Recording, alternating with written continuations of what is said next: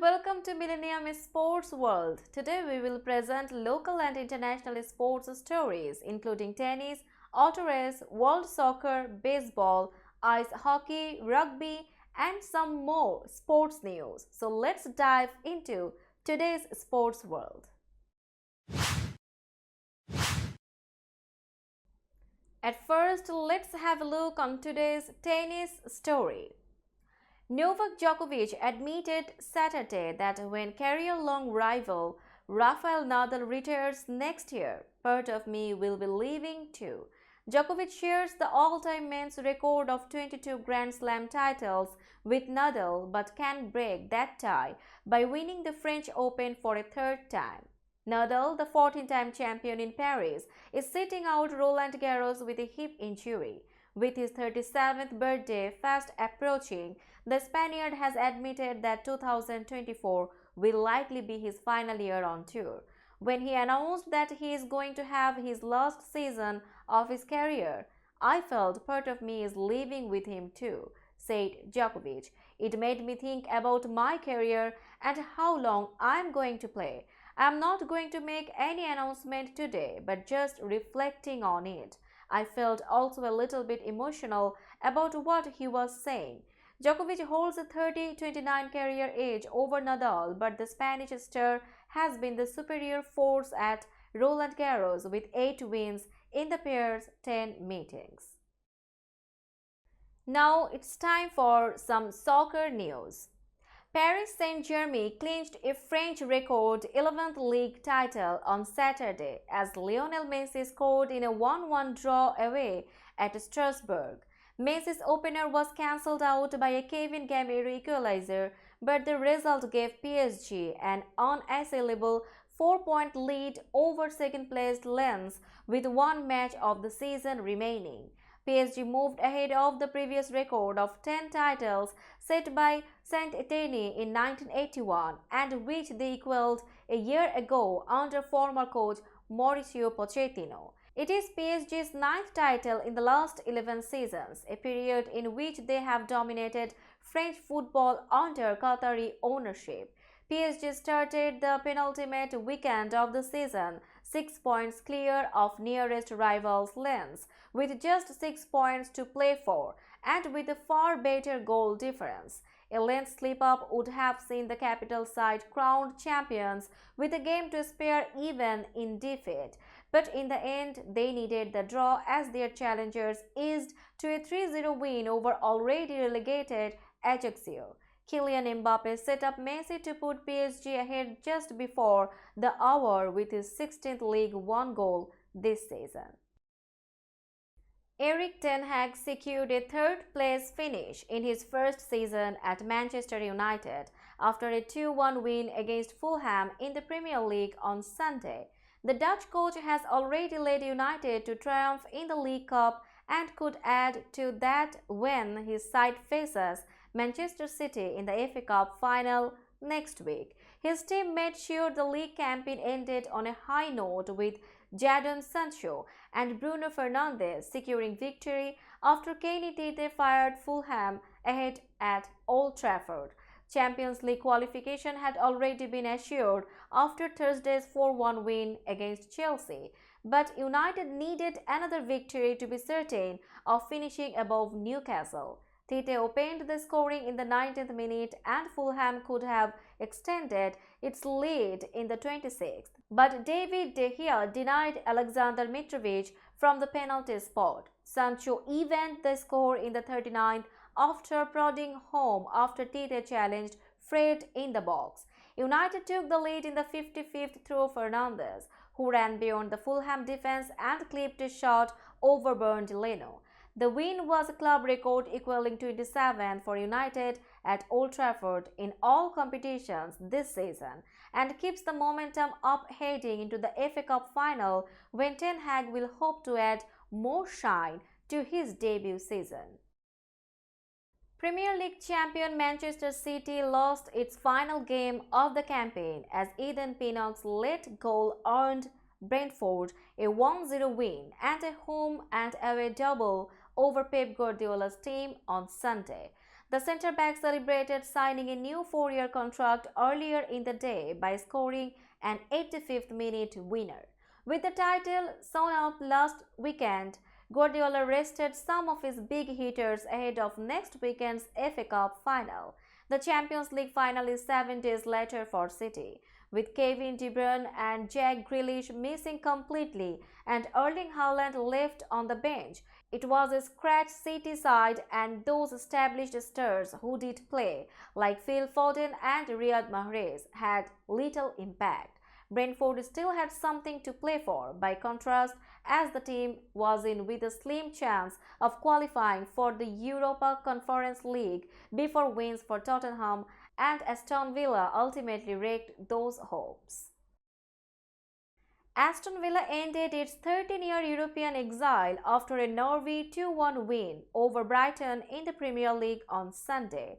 First half strikes from Douglas Luiz and Ollie Watkins ensured Villa finished the season in 7th place. Villa secured its highest Premier League finish for 13 years and with it a route into the Europa Conference League. 7th represents a triumph for Villa manager Unai Emery, having taken over a relegation-threatened side in October following Steven Gerrard's dismissal. Dennis Undav pulled one goal back, having also had a goal disallowed for offside, but the Seagulls were unable to find a leveller. Brighton, in the third tier 12 years ago, are heading to Europe for the first time following its impressive season. Brighton had already sealed 6th and Europa League place, so all eyes were on the host.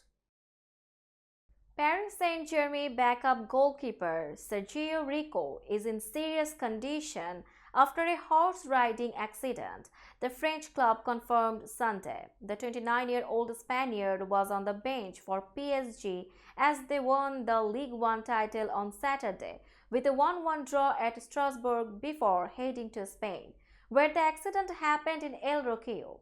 He is in serious condition, said a PSG spokesperson, while a Spanish newspaper Marca report he is stable. Rico was taken by helicopter to Seville's Virgin del Roquillo Hospital, where he was placed on life support, according to local TV channel Canal Sur, citing medical sources. Lots of strength and a speedy recovery, wrote Sevilla on Twitter, whom he played for previously. Rico, born in Seville, won 2 Europa Leagues with his hometown side before moving on loan to Premier League side Fulham in 2019. The goalkeeper then moved to PSG on loan in 2019 before making the move permanent in 2020. Rico was loaned by the French side to Mallorca in January 2022 before returning to PSG for the current campaign.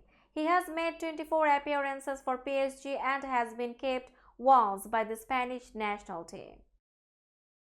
Saudi Arabia's Al Nassr could not resist the temptation to sign 5-time Ballon d'Or winner Cristiano Ronaldo in January. But although the prolific Portuguese forward scored an impressive number of goals, they finished the season empty-handed. Ronaldo's hopes of silver were ended on Saturday as Al Ittihad clinched the league title for the first time since 2009 with one match to spare. Ronaldo left Manchester United last year following an explosive television interview in which he said he felt betrayed by the club and did not respect their Dutch manager Erik ten Hag. Al Nassr stepped in to sign him until 2025 in a deal reportedly owed more than €200 million to make him the world's highest-paid athlete, according to Forbes. He scored 14 goals in 16 league games but failed to net during a 1-1 draw with Al Ittifaq on Saturday, in which he was substitute. Real Madrid's all-time leading scorer failed to impress in several key matches, often taking out his frustration on his teammates. The first trophy to slip from his grasp was the Saudi Super Cup when his team lost 3-1 to Al Ittihad in the semi-finals in January. Al Nassr suffered a heavy blow in the league race title on March 9 when they lost 1-0 to Al Ittihad. Brazilian Romarinho scoring the winning goal and overshadowing Ronaldo.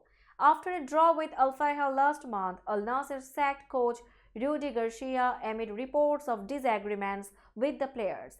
hitting the team's hopes of winning the title for the first time since 2019. Al Nassr then lost 2-0 to arch-rivals Al Hilal before a surprise 1-0 defeat by lowly Al Wehda in the Kings Cup semi-finals. That left the 38-year-old Ronaldo's hopes of winning a trophy dependent on Al Ittihad stumbling in the league, and that did not happen. Everton staged another last-day escape in the Premier League to extend its 69-year stay in England's top division as Leicester and Leeds were relegated on Sunday. Abdoulaye Doucouré smashed home a 57th-minute goal to earn Everton a 1-0 win over Bournemouth that was enough to keep the team 2 points above Leicester, whose 2-1 victory against West Ham was in vain.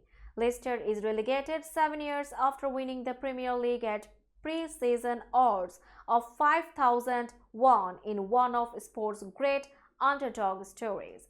Leeds lost 4-1 to Tottenham and also went down after 3 years in the league. Everton, which has been in the top division since 1954, survived on the final day of the season in both 1994 and 1998. Relegation was the main focus on Sunday, with the title having already been clinched by Manchester City and the 4 qualifiers for next season's Champions League already decided. Manchester United climbed above Newcastle to finish third thanks to a 2-1 win over Fulham, while Aston Villa sealed 7th place and a spot in the Europa Conference League after beating Brighton 2-1. The wildest game saw Southampton and Liverpool draw 4-4. Now let's have latest auto race story. Formula One champion Max Verstappen's lights-to-flag victory at the Monaco Grand gave the Red Bull driver his 4th victory of the season and a record 39th overall for the team as he extended his championship lead to 39 points over teammate Sergio Perez on Sunday. Verstappen's wins have all been with Red Bull since his first on debut for the team at the Spanish GP in 2016, when he became the youngest F1 winner at 18 years old. 7 years and 2 World Championships later, the Dutchman set a team record for wins as he passed former Red Bull driver Sebastian Vettel's previous tally of 38 victories when he won 4 straight titles from 2010 to 13. "It's great. I never thought I'd be in this position in my career," Verstappen said. "It's better than I could have imagined for sure." Spanish veteran Fernando Alonso was the season's best second for Aston Martin as he collected a 5th podium in 6 races, albeit 28 seconds behind Verstappen, while Frenchman Esteban Ocon secured 3rd place and a rare podium for Alpine. Red Bull has won all the races so far. Now it's time for latest baseball story. Although the Miami Marlins survived Shohei Ohtani's latest start and traded the lead with Los Angeles down the stretch, they were pretty much out of relief pitchers when they headed into the 10th inning. Thanks to 2 big hits and 2 bad defensive plays by the Angels, the Marlins had just enough pitching to keep up their recent road surge. George Soler homered in his 5th consecutive game, and pinch hitter Garrett Cooper had a tie-breaking double during the Marlins' 4-run 10th Saturday night in their 8-5 victory over Ohtani and the Angels. Cooper hit a long fly to left center of Jamie Barria, and Mickey Monia couldn't make the tough catch after sprinting to get under it. Miami scored another run when video review determined catcher Matt Tays hadn't touched home plate while turning an inning-ending double play, and Garrett Hampson added a 2-run single to punctuate the Marlins' 3rd win in 4 games. Now it's time for latest ice hockey news. Defenseman Christian Rubins scored his 2nd goal 1 minute 22 seconds into overtime to lead Latvia to a 4-3 victory over the United States and earn a bronze medal at the Ice Hockey World Championship on Sunday. It's the first top 3 finish for Latvia at the tournament. Its previous best was 7th place it managed 3 times. the US lost in the bronze medal game for the second straight year. The US team was cruising through the tournament with 8 straight wins until it was defeated by Germany in the semi-final 4-3 in overtime. Rubins rallied Latvia with his first with 5 minutes 39 seconds to go in the final period to tie the game at 3-4 overtime. Roberts Bukarts and Janis Jakes also scored for Latvia. Rocco Grimaldi scored twice for the US in the opening period to negate Latvia's 1-0 and 2-1 leads. Matt Coronato had put the US 3-2 ahead 6 minutes 90 seconds into the final period. Now let's have latest rugby news. New Zealand-born rugby league player Corey Harawira-Naera has been released from Sydney's Westmead Hospital after collapsing during a match Saturday in Australia's National Rugby League. The match between the Canberra Raiders and South Sydney was suspended for 10 minutes after the 28-year-old Harawira-Naera suffered a seizure and fell to the ground. Players from both teams shielded Harawira-Naera as he received medical treatment. He was carried to a waiting ambulance where he was reported to be conscious and responding to questions. Harawira-Naera left hospital Sunday morning and in a social media post said, "I am doing a lot better now." The Canberra club said it would investigate the cause of the seizure and does not know when Harawira-Naera will be able to play again. After the match, Canberra coach Ricky Stuart said it was a frightening moment for both players and team officials as Harawira-Naera staggered and fell to the ground where he lay convulsing. "When it's such a serious thing as a seizure like that, it's scary," Stuart said. "And when it's one of your own, you can't stop thinking of where is this going because the seizure lasted a good 30 seconds by the look of it. All our prayers and thoughts are with him and he has got great medical attention immediately." Now let's have some other sports news. Indian police detained on Sunday several wrestlers, including Olympic medalists as well as dozens of their supporters, as they attempted to march to Parliament in New Delhi. An AFP reporter at the scene said, "A group of wrestlers have held a sit in since last month demanding the arrest of Brij Bhushan Singh, the Wrestling Federation chief, over allegations of sexual harassment and intimidation." On Sunday, the wrestlers attempted to march to India's new parliament just as it was being inaugurated by the Prime Minister Narendra Modi, but they were halted by hundreds of police. Among those detained and hauled away into buses were Olympic bronze medalists Sakshi Malik and Bajrang Punia. "We respect our athletes, but we will not let there be any disturbance in the inauguration," broadcaster NDTV quoted a senior police official as saying. Security in the national capital was tightened ahead of the inauguration of the new parliament building by Modi. Personnel also stood guard on the borders of Delhi after a group of farmers attempted to enter the city to support the protesting wrestlers. Earlier this month, dozens of farmers broke down police barricades in the city to join the protest. Wrestling Federation Chief Singh, who is from Modi's ruling Bharatiya Janata Party, has denied the accusations. Now let's have latest softball story. Kinsey Hansen and the Oklahoma Sooners were down to their last strike. Oklahoma needed a win to set the NCAA Division I record for consecutive softball victories and clinch a Women's College World Series berth. But the Sooners trailed Clemson by 3 with 2 on and 2 outs in the 7th inning, and Hansen was facing Tigers ace Valerie Kegel. Hansen responded with a tying 3-run homer in Game 2 of the Norman Super Regional. 2 innings later, Tyre Jennings hit the second of her 2 solo homers, and the Sooners won 8-7 in 9 innings on Saturday for their 48th straight victory. The Sooners won 2 straight against Clemson and avoided a Game 3. Oklahoma surpassed Arizona's win streak that spanned parts of the 1996 and 1997 seasons and earned a chance to compete for a 3rd straight national title.